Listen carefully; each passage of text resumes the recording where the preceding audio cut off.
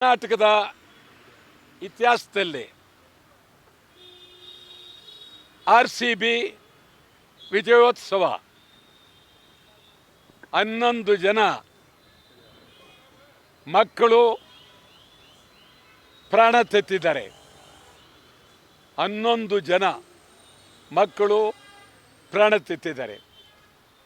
ಒಬ್ಬೊಬ್ಬ ಮಕ್ಕಳ ಬಗ್ಗೆಯೂ ಅಗಾಧವಾದ ಇತಿಹಾಸ ಇದೆ. ಒಬ್ಬೊಬ್ಬರು ನಾನು ನನ್ನ ಮಗನಿಗೋಸ್ಕರ ಆಸ್ತಿ ಮಾಡಿದ್ದೆ, ನನ್ನ ಮಗ ಇಲ್ಲ. ನಾನು ನನ್ನ ಮಗನಿಗೋಸ್ಕರ ಮದುವೆ ನೋಡಿದ್ದೆ, ನನ್ನ ಮಗ ಇಲ್ಲ. ನನ್ನ ಮಗನ ಕೊಡೋರು ಯಾರು? ಸಮಾಧಿಯ ಮುಂದೆ ನನ್ನ ಜೀವನದಲ್ಲಿ ಈ ಥರ ನೋಡಲ್ಲ. ಸಮಾಧಿಯ ಮುಂದೆ, ಸಮಾಧಿಯ ಮೇಲೆ ಪ್ರಾಣ ಕಳೆದುಕೊಂಡಂಥ ಮಕ್ಕಳ ತಂದೆ ಸಮಾಧಿಯ ಮೇಲೆ ಗೋಳಾಡುವ ದೃಶ್ಯ ಇದು ಯಾರಿಗಾದರೂ ತಟ್ಟುತ್ತೆ. 11 ಜನ ನರಳ್ತಾ ಇರೋ ವಿಚಾರ, 11 ಜನ ಕಣ್ಣೀರಿಡುವ ವಿಚಾರ, 11 ಜನರ ಇತಿಹಾಸ ಬಹಳ ನೋವು. ಈಗ ನಾನು ಸರ್ಕಾರ, ಕೇಂದ್ರ ಸರ್ಕಾರ ಮತ್ತು ಕೇಂದ್ರ ಕ್ರಿಕೆಟ್ ಮಂಡಳಿ ಎಲ್ಲರೂ ಸೇರಿ ಕನಿಷ್ಠ 5 ಕೋಟಿ ರೂಪಾಯಿ ಒಬ್ಬೊಬ್ಬ ಸತ್ತಿರುವ ಮಕ್ಕಳಿಗೆ 5 ಕೋಟಿ ರೂಪಾಯಿ ಕೊಡಬೇಕು. ಕೇಂದ್ರ ಕ್ರಿಕೆಟ್ ಮಂಡಳಿ ಸಾವಿರಾರು ಕೋಟಿ ಇಟ್ಟಿದ್ದಾರೆ, ಸಾವಿರಾರು ಕೋಟಿ. ಇದರಿಂದ ಅವರು ತಪ್ಪಿಸ್ಕೊಳ್ಳೋಕ್ಕಾಗೋದಿಲ್ಲ. ಕೇಂದ್ರ ಕ್ರಿಕೆಟ್ ಮಂಡಳಿ 11 ಜನ ಮಕ್ಕಳಿಗೂ 2 ಕೋಟಿ ರೂಪಾಯಿ ಅವರು ಕೊಡಬೇಕು. ಕರ್ನಾಟಕ ಸರ್ಕಾರ 10 ಕೊಟ್ಟಿದ್ರು, ಈಗ 25ಕ್ಕೆ ಬಂದಿದ್ದಾರೆ. ನಾನು ಒಪ್ಪೋದಿಲ್ಲ. ಸಿದ್ದರಾಮಯ್ಯನವರೇ, ಭಾಳ ಪಾಪ ನಿಮ್ಮ ಸರ್ಕಾರದ ಎಲ್ಲರ ಮೇಲೂ ಬಂದ್ಬಿಡ್ತದೆ. ಕನಿಷ್ಠ 1 ಕೋಟಿ ನೀವು ಕೊಡಿ. ಎಲ್ಲರೂ ಭಾಳ ಗಂಭೀರವಾಗಿ RCB ಸೇರಿ ಒಟ್ಟು 5 ಕೋಟಿ ರೂಪಾಯಿ ಒಬ್ಬರಿಗೆ ತಲುಪಿ. ಇದು ಈ ಸಾವಿಗೆ ಯಾರು ಕಾರಣ? ಯಾರು? ಬಹಳ ಮುಖ್ಯ. ಸಿದ್ದರಾಮಯ್ಯನವರು ಹೇಳಿದ್ರೆ ನಾನು 50 ವರ್ಷ ನಿಂತದ್ದು ನಾನು ನೋಡಿರಲಿಲ್ಲ ಅಂತ ಅವರೇ ಒಪ್ಕೊಂಡ್ಬಿಟ್ರು. ನಾನು ನೋಡಿರಲಿಲ್ಲ ಅಂತ. ಯಾರು ಹೇಳ್ತಾ ಇರೋದು? ಮುಖ್ಯಮಂತ್ರಿಯವರು, ರಾಜ್ಯದ ಮುಖ್ಯಮಂತ್ರಿಯವರು ಅವರೇ ಒಪ್ಕೊಳ್ತಾ ಇದ್ದಾರೆ ಇಂಥ ಪರಿಸ್ಥಿತಿ, ಇಂಥ ನಾನು ನೋಡಿರಲಿಲ್ಲ ಅಂತ. ಸರ್, ಈಗ ಒಂದ್ ಕಡೆ ಸಾವಿನ ಮನೆಯಲ್ಲಿ ರಾಜಕೀಯ ಮಾಡ್ತಾ ಇದ್ದಾರೆ, ಬಿಜೆಪಿ ಮಾಡ್ತಾ ಇದ್ದಾರೆ. ಇಲ್ಲಿ ದಯಮಾಡಿ ಖಂಡಿತ ಹೇಳ್ತೀನಿ ಅವ್ರನ್ನು ಹೇಳ್ತೀನಿ. ಖಂಡಿತ ಇದು ಭಾಳ ಸ್ವಲ್ಪ ಗಂಭೀರವಾಗಿದೆ, ಅದಕ್ಕೋಸ್ಕರ. ಆದರೆ ಈ ಸಮಾರಂಭ ವ್ಯವಸ್ಥೆ ಮಾಡಿದವರು ಯಾರು? ಏನು ಪೊಲೀಸ್ ಕಮಿಷನರಾ, ಪೊಲೀಸ್ ಕಾನ್ಸ್ಟೇಬಲ್ಲ, ದಫೇದಾರ, DC-ನ, ಯಾರು? ಕರ್ನಾಟಕ ಸರ್ಕಾರ. ನೀವು ಜವಾಬ್ದಾರಿಯನ್ನು ವಹಿಸ್ಕೊಂಡಿರುವವರು ನೀವು. ಸಮಾರಂಭದ ಚಪ್ರ ಹಾಕೋದಕ್ಕೆ, ಲೈಟ್ ಹಾಕೋದಕ್ಕೆ, ಜಂಕಾರ ಹಾಕೋದಕ್ಕೆ ಯಾರು? ಪೊಲೀಸ್ ಕಮಿಷನರಾ, ಪೊಲೀಸ್ ಕಾನ್ಸ್ಟೇಬಲ್ಲ, ಯಾರು? ಸಿದ್ದರಾಮಯ್ಯನವರೇ, ಭಾಳ ಗೌರವವಾಗಿ ನಿಮ್ಮ ನಂತರ ಇನ್ನೊಬ್ಬ ಇಲ್ಲಿ ಮುತ್ಸದ್ದಿ ಬರೋಕ್ಕೆ ಸಾಧ್ಯ ಇಲ್ಲ. ನೀವು ಯೋಚನೆ ಮಾಡಿ. ಒಂದು ಕಡೆ ನ್ಯಾಯಾಂಗ ವಹಿಸಿದ್ದೀರಿ, ಸಮಗ್ರವಾಗಿ ತನಿಖೆ ಆಗಬೇಕು. 1 ತಿಂಗಳೊಳಗೆ ವರದಿ ಕೊಡಬೇಕು ಒಂದು ಕಡೆ, CID COD ಅವರೆಲ್ಲ ಅವರೊಂದು ಕಡೆ ಕೊಟ್ಟಿದ್ದೀರಿ. ಆದರೆ ನೀವು ಪೊಲೀಸ್ ಕಮಿಷನರ್ನ ಅವ್ರ ಜೊತೆಯಲ್ಲಿ ಬೇರೆ ಬೇರೆ ಅಧಿಕಾರಿಗಳನ್ನು ಅಮಾನತಿನಲ್ಲಿ ಇಟ್ಟಿದ್ದೀರಿ. ಪ್ರಶ್ನೆ ಏನು? ಅವರ ಸಮಾರಂಭ ಮಾಡಿದವರು ನೀವ. ಆಯಿತು, ಸಮಾರಂಭ ಮಾಡಬೇಕು ಅಂತ ಹೇಳಿ ನಿಮ್ಮ ಪೊಲಿಟಿಕಲ್ ಸೆಕ್ರೆಟರಿ ಗೋವಿಂದ ರಾಜ್ ನಿಮ್ಗೆ ಹೇಳಿದ್ರು. ಹೇಳಿದ ತಕ್ಷಣ ನೀವ್ಯಾಕೆ ಒಪ್ಪಿದ್ರಿ? ಕಾರಣ ಏನು ಹೇಳ್ಬೇಕಾಗಿತ್ತು. ಗೋವಿಂದರಾಜ್ ಆಗಲ್ಲಪ್ಪ, ಬೇಡ, ಕಷ್ಟ ಆಗುತ್ತೆ ಇದು ಅಂತ ಹೇಳ್ಬೇಕಾಗಿತ್ತು. ಗೋವಿಂದರಾಜ್ ಹೇಳಿದ್ದನ್ನು ನೀವು ಒಪ್ಕೊಂಬಿಟ್ರಿ. ಅದಾದ ಮೇಲೆ ಈ ಅನಾಹುತಕ್ಕೆ ಬಡಪಾಯಿ ಏನೋ ನಿಮ್ಮ ಜೊತೆಲಿದ್ದ ಆ ಗೋವಿಂದರಾಜನ್ನ ನೀವು ಕಾರಣ ಮಾಡಿ ಹೇಳ್ದೆ ಕೇಳದೆ ಹೊರಗಡೆ ಆಗ್ತೀರಿ. ನಾನು ಅಂದ್ಕೊಂಡಿದ್ದೆ ಸಿದ್ದರಾಮಯ್ಯನವರೇ, ಏನಾದರೂ ಒಂದು 2-3 ಜನ ಮಂತ್ರಿಗಳನ್ನು ಹೊರಗೆ ಕಳಿಸ್ತಾರೆ ಅಂತ ಅಂದ್ಕೊಂಡಿದ್ದೆ. ನಿಜವಾಗ್ಲೂ ಯಾರು 2-3 ಜನನ ಸಿದ್ದರಾಮಯ್ಯ ಸುಲಭವಾಗಿ ಇರೋದಿಲ್ಲ ಅಂದ್ಕೊಂಡಿದ್ದೆ. ಏನಿಲ್ಲ, ಟುಸ್ ಆಗೋಯ್ತು, ಸುರ್ಸುರ್ ಬತ್ತಿ ಆಗೋಯ್ತು ಸಿದ್ದರಾಮಯ್ಯನವರ ಘಟನೆಗೆ ಸರ್ಕಾರನೇ ಹೊಣೆನ ಸರ್? ಹೇಳ್ತೀನಿ, ದಯಮಾಡಿ ಬರ್ತೀನಿ, ಅಲ್ಲ ಅಂತಿಮಕ್ಕೆ ಬರ್ತೀನಿ ಆಯ್ತಾ? ಇದು ಸಮಾರಂಭ ಏರ್ಪಡಿಸೋದಕ್ಕೆ ಈ ವ್ಯವಸ್ಥೆಗೆ ಸರ್ಕಾರವೇ ಹೊಣೆ ಹೊರಲೇಬೇಕು. ಇದರಲ್ಲೇನು ಬೇರೆ ಮಾತಿಲ್ಲ. ಸಿದ್ದರಾಮಯ್ಯನವರು ನೀವೇ ಹೇಳ್ಕೊಂಡಿದ್ದೀರಿ, ನಾನು ಎಂದೂ ನೋಡಿರಲಿಲ್ಲ ಇಂಥದ್ದು ಒಂದೇ. ನೀವು ಹೊರಬೇಕಾಗತ್ತೆ. ನಿಮ್ಮ ಮೇಲೆ ನಿಜವಾಗ್ಲೂ ನನ್ನ ಭಾಳ ಗೌರವ ಇದೆ, ಸತ್ಯ ಇದೆ. ನಿಜ ಪರಿಸ್ಥಿತಿ ಈ ಆಗಿದೆ. ಈಗ ಪೊಲೀಸ್ನವ್ರನ್ನ ನೀವು ಅಮಾನತ್ನಿಟ್ರಿ. ನಾಳೆ ಪೊಲೀಸ್ನವರು ಅವರ ಆತ್ಮಸ್ಥೈರ್ಯ ಕಳ್ಕೊಳ್ತಾರೆ, ನಿಮ್ಮ ಮಾತು ಕೇಳ್ತಾರೆ. ಇನ್ಮೇಲೆ ನೀವು ಈಗೇನಾಗಿದೆ ಅಂದರೆ ಪೊಲೀಸ್ನವ್ರನ್ನ ಆಳುವ ಸರ್ಕಾರ ಯಾರೇ ಸರ್ಕಾರ ಇರಲಿ ಅವ್ರನ್ನ ಗುಲಾಮರು ಅಂತ ತಿಳ್ಕೊಂಡಿದ್ದೀರ ನೀವು.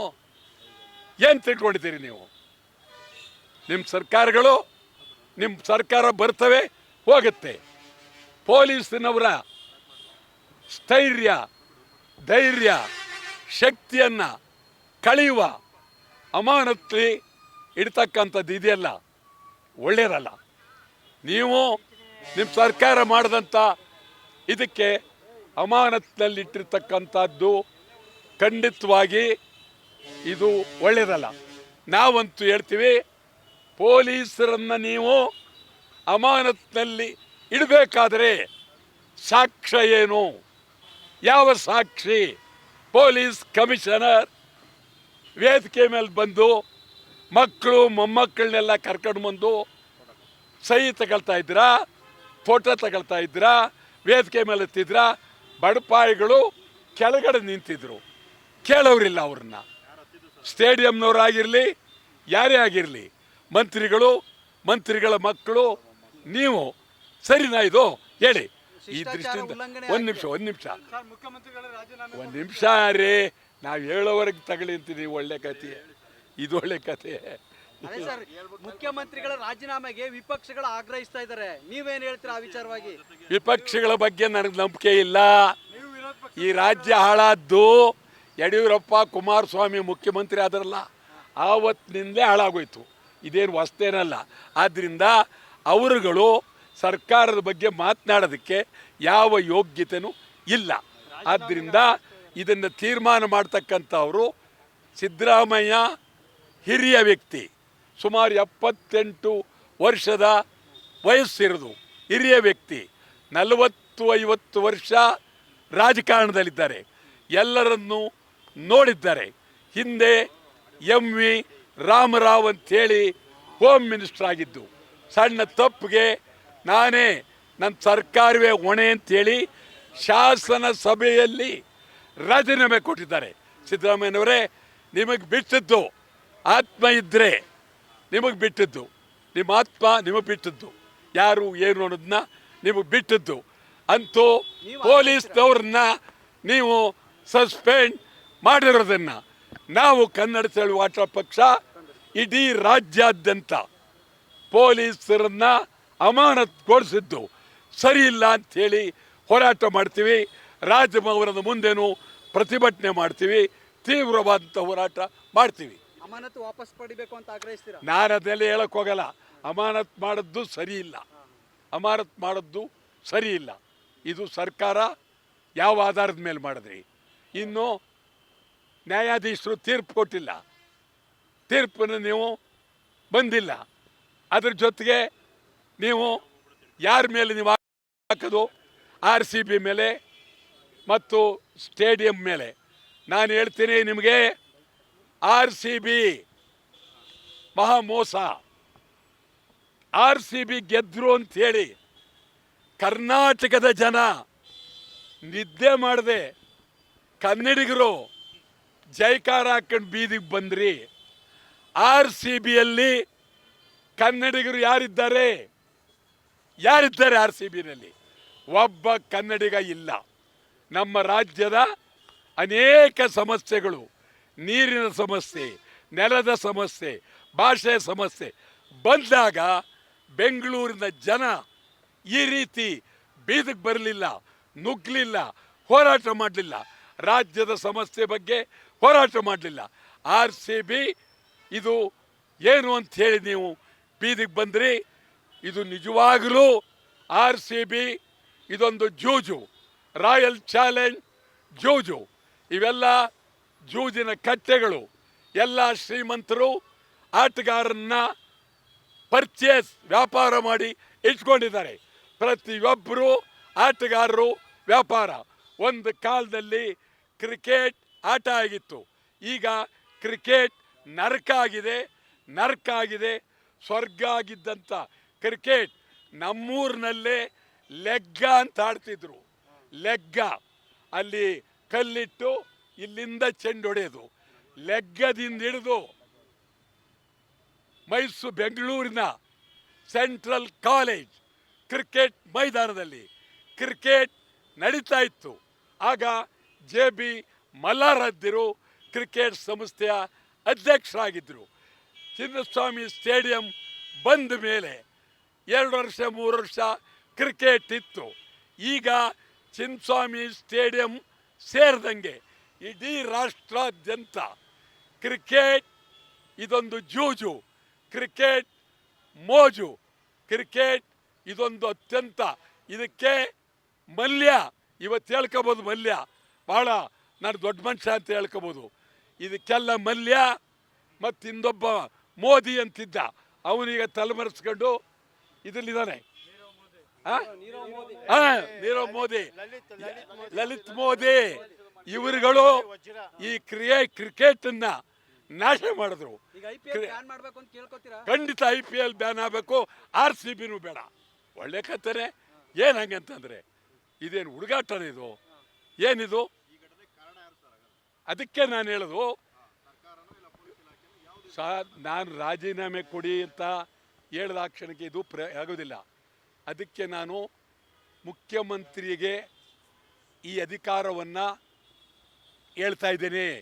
ಮುಖ್ಯಮಂತ್ರಿಗಳು ಇದಕ್ಕೆ ಇಷ್ಟು ಅನ್ಯಾಯ ನಡೆದು ಈ ಕಣ್ಣೀರಿನ ಕತೆಗೆ ಸತ್ಯ ನೀವು ಒಂದು ರಾತ್ರಿ ನಿಮ್ಮ ರೂಮ್ನಲ್ಲಿ ಕೂತ್ಕೊಂಡು ನೀವೇ ಯೋಚನೆ ಮಾಡಿ. ಇದು ಯಾರಿಂದ ಅನ್ಯಾಯ ಆಗಿದೆ ಅನ್ನೋದನ್ನು ನಿಮಗೆ ಗೊತ್ತಾದರೆ ನೀವು ತೀವ್ರವಾಗಿ ಕ್ರಮ ಕೈಗೊಳ್ಳಿ. ಸಿದ್ದರಾಮಯ್ಯನವರೇ, ಇದು ಈ ಕುಮಾರಸ್ವಾಮಿ ಹೇಳೋದಾಗಲಿ, ಯಡಿಯೂರಪ್ಪ ಹೇಳೋದಾಗಲಿ ಅವರೇನು ಪರಮ ಪವಿತ್ರ ಏನಲ್ಲ, ಅವರು ಪಾಪಿಗಳೇ. ಅದರಿಂದ ಇದರಲ್ಲಿ BJP, ಕಾಂಗ್ರೆಸ್, JDS ಎಲ್ಲರೂ ಪಾಪದವರಿದ್ದಾರೆ.